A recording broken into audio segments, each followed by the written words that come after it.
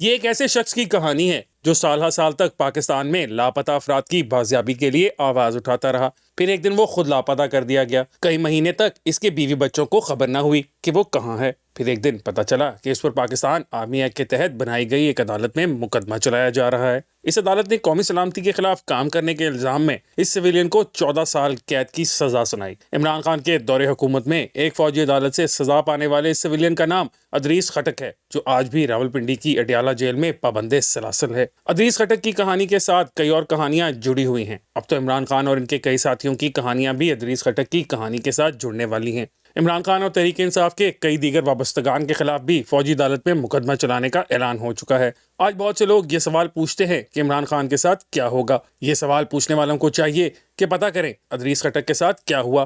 جواب مل جائے گا. ادریس خٹک نے روس کی سینٹ پیٹرزبرگ یونیورسٹی سے 1994 میں بشری علوم میں پی ایچ ڈی کی. وہ چاہتے تو وہیں روزگار حاصل کر سکتے تھے، لیکن پاکستان واپس آ گئے. 9/11 کے بعد پاکستان نے دہشت گردی کے خلاف عالمی جنگ کا حصہ بننے کا فیصلہ کیا تو افغانستان کی سرحد سے ملحقہ قبائلی علاقوں میں فوجی آپریشن شروع ہو گئے. بہت سے مقامی لوگوں کو دہشت گردوں کا سہولت کار دے کر غائب کیا جانے لگا تو ادریس خٹک نے انسانی حقوق کی خلاف ورزیوں پر آواز اٹھانا شروع کی. انہوں نے قبائلی علاقوں خیبر پختونخوا اور بلوچستان میں جبری گمشدگیوں کو انسانی حقوق کے عالمی اداروں کے نوٹس میں لانا شروع کیا. وہ ایمنسٹی انٹرنیشنل اور ہیومن رائٹس واچ جیسے عالمی اداروں کے ساتھ کام کرنے لگے. وہ بہت سے غیر ملکی سفارتکاروں اور صحافیوں کو بھی ملتے تھے. لہٰذا ان کی یہ ملاقاتیں انہیں کھٹکنے لگیں جو پاکستانی شہریوں کو لاپتہ کر کے بھی کسی پاکستانی قانون کی پکڑ میں نہیں آتے. لاپتہ افراد کی بازیابی کا مطالبہ کرنے والوں کو اکثر غیر ملکی ایجنٹ قرار دیا جاتا ہے. ادریس خٹک کو بھی غیر ملکی ایجنٹ قرار دے کر جیل میں ڈالنے کا فیصلہ ہو گیا. ادریس خٹک پر اس غصے کی وجہ یہ بھی تھی کہ انہوں نے نصیب اللہ محسود اور طاہر داوڑ کے قتل پر احتجاج کرنے والوں کی گرفتاریوں کی تفصیلات اکٹھی کرنا شروع کر دیں. لورالائی میں پشتون تحفظ موومنٹ کے رہنما ارمان لونی کے قتل پر بھی انہوں نے آواز اٹھائی. گلالائی اسماعیل اور عبداللہ ننگیال گرفتار ہوئے تو ادریس خٹک نے ان کے اہل خانہ سے بھی رابطہ کیا. لہٰذا انہیں جیل بھجوانے کا فیصلہ کر لیا گیا. 13 نومبر 2019 کو وہ اپنے ڈرائیور کے ہمراہ پشاور سے اسلام آباد آ رہے تھے. ثوابی انٹرچینج پر انہیں ڈرائیور سمیت اغوا کر لیا گیا. 2 دن بعد 15 نومبر کو ڈرائیور کو چھوڑ دیا گیا، لیکن ادریس خٹک لاپتہ رہے. ان کے اہل خانہ نے بہت بھاگ دوڑ کی، لیکن کچھ پتہ نہ چلا کہ ادریس خٹک کدھر گئے. لاپتہ افراد کے لیے آواز اٹھانے والے انسانی حقوق کے اس کارکن کو بھی لاپتہ کر دیا گیا. وکیل رہنما لطیف آفریدی نے ادریس خٹک کی بازیابی کے لیے پشاور ہائی کورٹ میں درخواست دائر کی. جسٹس وقار سیٹھ نے ادریس خٹک کو عدالت میں پیش کرنے کا حکم دیا تو 16 جون 2022 کو وزارت دفاع نے تسلیم کیا کہ ادریس خٹک اس کی تحویل میں ہیں اور ان کے خلاف پاکستان آرمی ایکٹ کے تحت کارروائی ہو رہی ہے. اس دوران جسٹس وقار سیٹھ پراسرار موت کا شکار ہو گئے. لطیف آفریدی بار بار پشاور ہائی کورٹ میں ادریس خٹک پر سول عدالتوں میں مقدمات چلانے کی استدعا کرتے رہے، لیکن سنوائی نہ ہوئی. 2020 میں لطیف آفریدی سپریم کورٹ بار ایسوسی ایشن کے صدر بن گئے.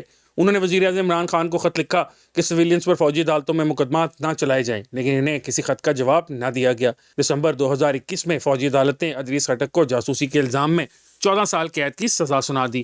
فوجی عدالت کا تحریری فیصلہ سامنے آیا تو پتہ چلا کہ ادریس خٹک پر پاکستان آرمی ایکٹ 1952 کے علاوہ آفیشیل سیکرٹ ایکٹ 1923 کے تحت مقدمہ چلایا گیا اور انہیں جاسوس ثابت کرنے کے لیے صرف اتنا لکھا گیا کہ انہوں نے 2007 میں MI6 کے ایک ایجنٹ مائیکل سیمپل کے ساتھ ملاقات کی تھی. مائیکل سیمپل کی کہانی یہ ہے کہ ان کا تعلق آئرلینڈ سے تھا اور وہ یورپین یونین کے مشن کے ساتھ بطور سفارتکار وابستہ تھے. 2007 میں ان کی تعیناتی کابل میں تھی. یہ وہ زمانہ تھا جب امریکی اور یورپی ممالک افغان طالبان اور حامد کرزئی کے درمیان مفاہمت کے امکانات تلاش کر رہے تھے اور طالبان رہنماؤں سے یہ جاننا چاہتے تھے کہ کیا وہ مذاکرات کے لیے تیار ہیں.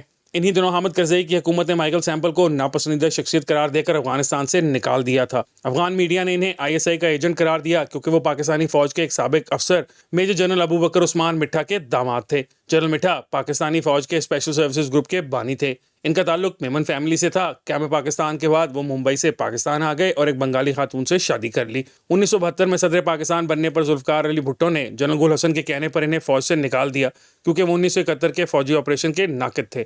انہوں نے اپنی زندگی میں ایک کتاب بمبئی سے GHQ تک لکھی. ان کے داماد مائیکل سیمپل کو فوجی عدالت کے فیصلے میں MI6 کا ایجنٹ قرار دیا گیا تو سوال اٹھایا گیا کہ مائیکل سیمپل آئرش شہری ہے، یہ کہاں ثابت ہے کہ وہ برطانوی جاسوس ہے. لطیف آفریدی نے فوجی عدالت کے فیصلے کے خلاف پشاور ہائی کورٹ میں درخواست دائر کی، لیکن جسٹس کیسر رشید خان اور جسٹس ارشد علی نے فوجی عدالت کا فیصلہ برقرار رکھا. کچھ عرصے کے بعد لطیف آفریدی کو پشاور ہائی کورٹ بار کے اندر قتل کر دیا گیا اور یہ قتل خاندانی دشمنی کا نتیجہ قرار دیا گیا. ایمنسٹی انٹرنیشنل نے وزیر اعظم عمران خان کو بار بار خط لکھے کہ ایک جمہوری حکومت کے دور میں سویلینز پر فوجی عدالت میں مقدمہ چلانا درست نہیں، لیکن عمران خان نے سنی انسنی کر دی۔ اب عمران خان پر بھی فوجی عدالت میں مقدمہ چلے گا۔ کاش کہ عمران خان بطور وزیر اعظم army chief general Qamar Javed Bajwa سے پوچھتے کہ پاکستان اور برطانیہ میں کون سی جنگ چل رہی تھی اور برطانیہ کو پاکستانی فوجی کے متعلق جاسوسی کے لیے ادریس خٹک کو استعمال کرنے کی کیا ضرورت تھی۔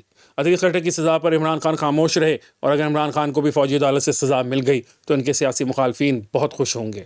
کل کو ان کے سیاسی مخالفین پر بھی ایسے ہی مقدمات چل سکتے ہیں اور عمران خان خوش ہوں گے۔